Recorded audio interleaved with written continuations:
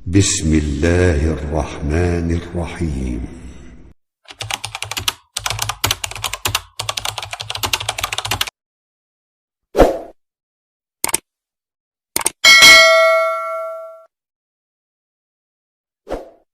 Jadi nggak ada yang serupa dengan Allah, segala sifat kasih dan sebagainya. Kita tarik ke dunia kita aja, di kemanusiaan. Kita katakan kepada orang tua kita misalnya, ya, dengan kalimat-kalimat yang indah, yang menyentuh, bukankah cepat akan diberikan? Ya kan? Nah, ketika Anda datang kepada orang tua, misalnya ada kebutuhan, itu kan, Anda katakan, dan Anda tahu orang tua Anda mampu, punya hal yang lebih baik, Anda ingin diberikan motor misalnya, ya Anda katakan kepada ayah Anda, Pak, Nanda ini sudah usia sekarang 19 tahun. Papa tahu. Iya Pak, tapi selama ini belum mampu memberikan pelayanan terbaik kepada Papa. Nanda mohon maaf kalau selama ini belum jadi anak yang cukup baik, cukup berbakti. Nanda punya cita-cita Pak, kalau Papa ke masjid tuh bisa dianterin, itu kan? Kalau Papa ke majelis taklim tuh bisa ada pahala juga buat Nanda bisa nganterin seperti Papa dulu nganterin Nanda. Wah, bagus tuh, gimana? Kalau bisa Pak, Anda tuh pengen punya motor yang bisa nganterin Papa ke masjid. Ya, yang bisa nganterin Papa ke majelis taklim. Kalau macet-macet bisa diboncengin. Padahal ya pengen motor juga. Tapi cara mintanya kan menyentuh gitu. Enak. Itu kan cepet kan? Cepet. Jadi saya perhatikan para nabi itu kalau memohon kepada Allah selalu menggambarkan kepada kita kalimat-kalimat menyentuh. Ya, saya contohkan gini. Dalam konteks berketurunan misalnya.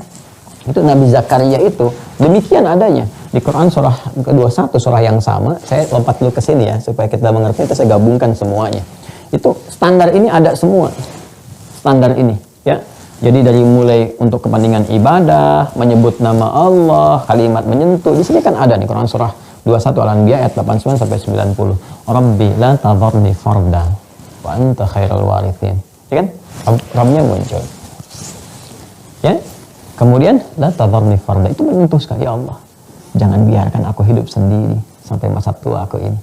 Sedangkan Kau yang terbaik dalam menganugerahi keturunan. Menyentuh. Sentuhan ini nggak sampai di situ. Kalau kita teruskan di surah Maryam ayat 1 sampai dengan 4, ya kan? Contohnya, atau bahkan kita ingin sempurnakan sampai langsung jawabannya datang cepat. Kaf ha ya ain sad dzikra rahmati rabbika, ya. Yang paling menarik itu disebutkan tuh rahmatnya. Tuh, rahmat turun. Ya. Ya, dzikru rahmati rabbika abdahu Zakaria. Ini akan menyebutkan sebuah kisah yang mengangkat, makanya pakai rafa nih, yang mengangkat status seorang hamba Allah, nabi, menjadi lebih mulia di hadapan Allah sehingga mendapat rahmat Allah. Siapa hamba yang mulia itu? Kan Allah kalau sudah memberikan penghargaan tinggi pada nabi atau rasul, itu bukan kerasulannya yang disebutkan, bukan kenabiannya, kehambaannya. Ini ternyata derajat seseorang itu ditunjukkan pada penghambaan tertingginya kepada Allah. Ya, itu dia. Nabi Muhammad kan SAW saat diundang dalam peristiwa Isra Mi'raj, yang disebutkan bukan Nabi Rasulnya, bukan ya ayuhan Nabi, bukan ya ayuhan Rasul, tapi hambanya. Quran surah 17 ayat 1. Subhanalladzi asra bi'abdihi. Hamba. Lailan minal masjidil haram ilal masjidil aqsa alladzi barakna haulahu linuriyahu min ayatina innahu was-sami'ul basir. Kan? Nah, yang paling menarik itu inna da rabbahu nidaan khafiyah ayat 3 ini. Ya, ketika Zakaria alaihissalam itu berdoa kepada Rabb, disebutkan Rabbnya. Ya. Nidaan khafiyah dengan kalimat-kalimat lembut yang menyentuh. Ya. Khafiyah itu bukan hanya disebutkan halus, lembut, tapi menyentuh. Sesuatu yang menyentuh, lembut, halus. Ya. Rabbi inni wahana al-'azmu minni washta'ala ra'su syaiba wa lam akum bidu'aika rabbi syaqiyya. Allahu akbar. Ya Allah, aku tuh tak putus memohon kepadamu dari mulai aku berumah tangga hingga rambutku sekarang telah memutih dan fisikku begitu letih. Sedangkan aku tak putus bermohon kepadamu sampai dengan detik ini. Ya, dan engkau paling sayang padaku, itu padukan ayat lain. Anda kebayang nggak kalau saya ilustrasikan sederhana begini ya? Kalau ada yang minta depan rumah Anda, 5 menit minta, pada subuh tadi minta, Pak, Bu, kan? Atau bahkan cuma semenit lah, tolong Pak, lapar, ini kasih nggak? Kan? Kita masih pikir siapa itu, gitu kan? Masih ngelihat. Tapi kalau dia berdiri di situ dari subuh sampai siang, baru sampai siang nih, kan? minta, dikasih nggak? Saya yakin Anda pasti ngasih, ya kan? Dia berdiri bertahan tuh minta dan menunjukkan dia betul-betul lapar gitu kan, dan menyentuh diri Anda, ya kan? Pak, mohon saja Pak, ya kan, supaya saya bisa sholat, supaya saya punya tenaga untuk merawat anak-anak.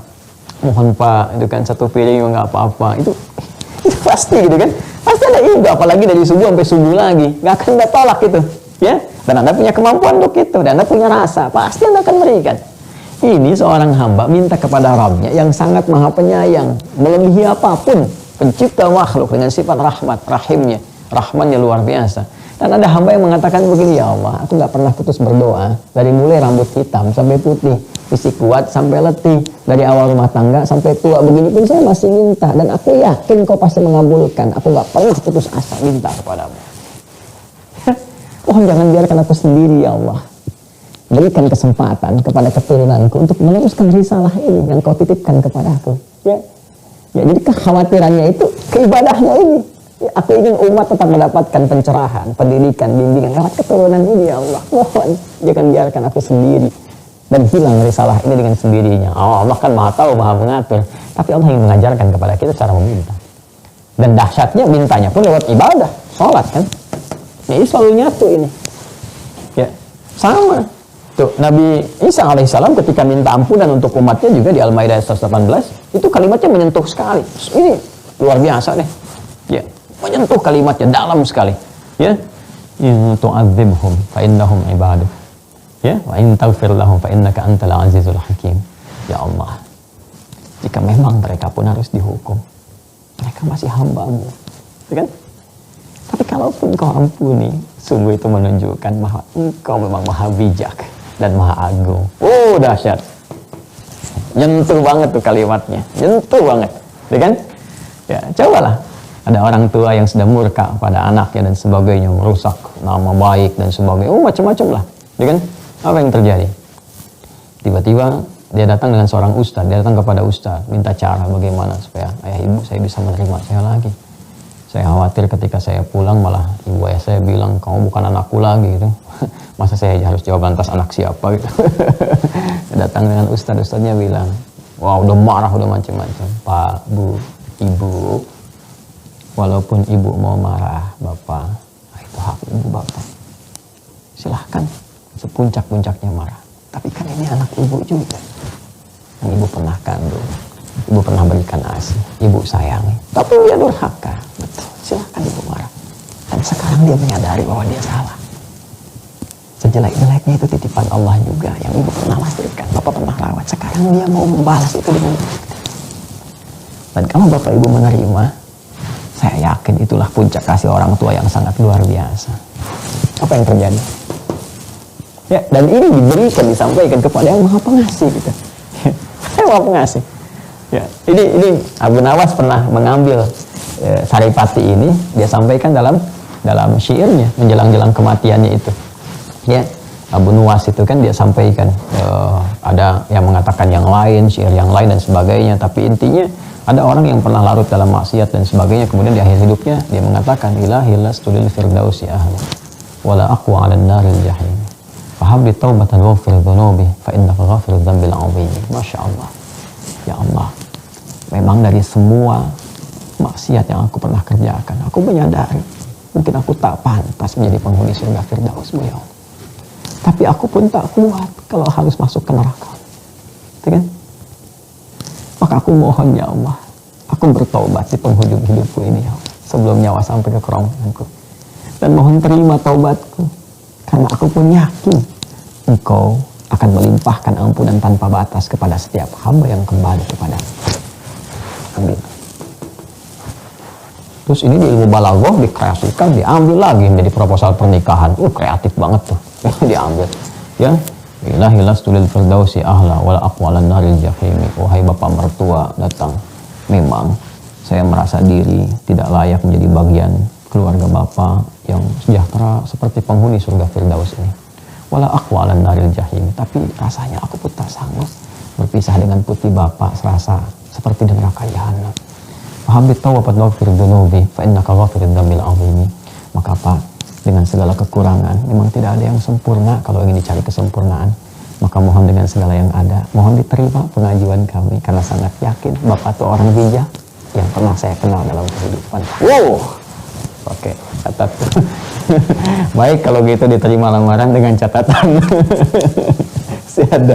Ya, ini kalau menyentuh, ini contoh aja ya, contoh berkehidupan ya. Kalau kita belajar bahasa tuh sering dipakai ya yang hal demikian tuh sebagai contoh-contoh, tapi keagungan Al-Quran itu sangat luar biasa. Apa yang terjadi ketika mengatakan wa anta arhamur rahim, sedangkan kau yang paling sayang kepada aku? Apa jawabannya? Fastajabna lahu. Segera kami jawab. Istijabah mustajab. Fastajabna. Dan Allah menggunakan keagungannya di situ, pakai na li ta'zimin nafsi ya, li dalalati ala ta'zim sya'ni, untuk menunjukkan satu keagungan zat dan menerangkan kepada kita tentang hal yang agung yang Allah sampaikan. Bahkan yang mustahil pun ya jadi terjadi, nggak ada batas bagi Allah. Kan ini Nabi Ayub divonisnya secara medis sudah give up lah, mau medis sudah nggak bisa, ini penyakitnya susah dan sebagainya. Ini Nabi Zakaria udah mengatakan nggak mungkin nih, nggak bisa punya keturunan ya, medis klinis mengatakan nggak bisa, apalagi istri mohon maaf divonis menopause dan mandul, nggak bisa. Apa yang terjadi? Semuanya fastajabna, fastajabna, fastajabna.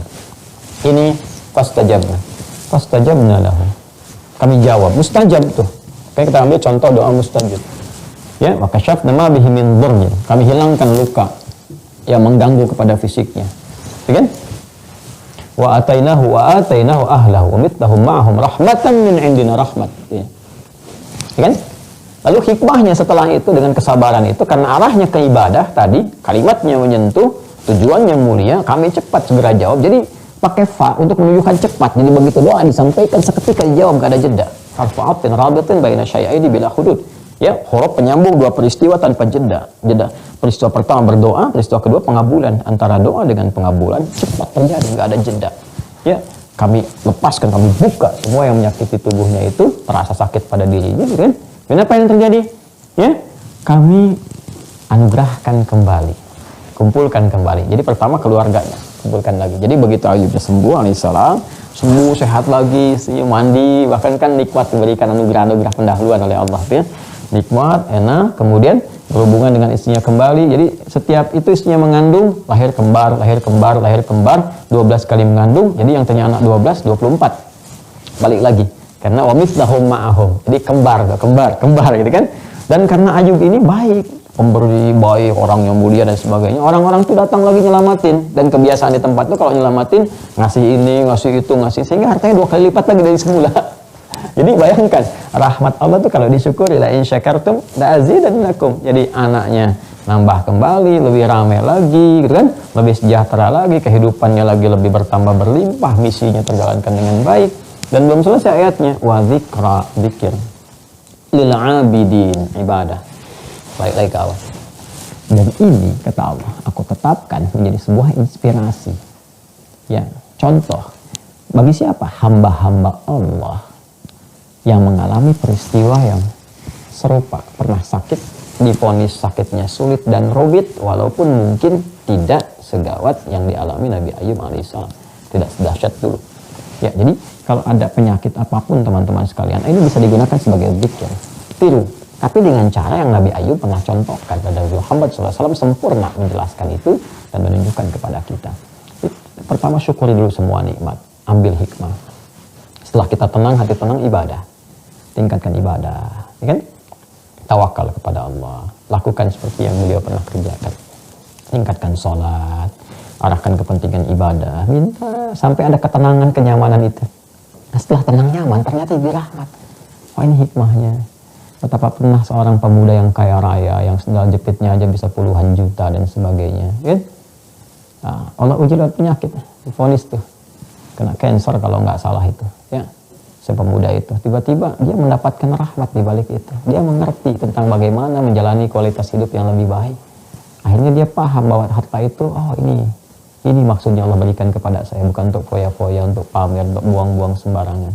Dia gunakan untuk beramal. Dia pergi ke Afrika, dia cintai ini, berbagi ini semua, sampai Masya Allah akhir hidupnya semua melepas dengan tangisan, dengan doa, kisahnya menginspirasi. Tanpa penyakit itu meninggal juga kalau sudah tiba ajalnya. Tapi dia mengerti, ternyata ini maksudnya Allah ajukan kepadaku. Akhirnya alih-alih dia mengeluh, dia malah bersyukur diberikan sakit. Di penghujung hidupnya dia kemudian mengatakan, memberikan pencerahan kepada kita. Saya malah bersyukur kepada Allah. dengan datangnya penyakit ini memberikan petunjuk kepada saya. Ternyata ini yang paling berharga yang Allah berikan kepada saya. Dia syukuri penyakit itu dibandingkan dengan hartanya. Karena dengan penyakit itu jadi wasilah menunjukkan kualitas husnul khatimah. Ya, kalau nggak salah viral juga tuh kisahnya tuh. Ya, Anda bisa cek tuh anak Buddha yang kaya gitu kan. Nah itu bukan crazy rich ya. Kalau crazy kan gila gitu. Lebih cenderung kepada menunjukkan ini itu. Kalau ini lebih luar biasa lah gitu ya.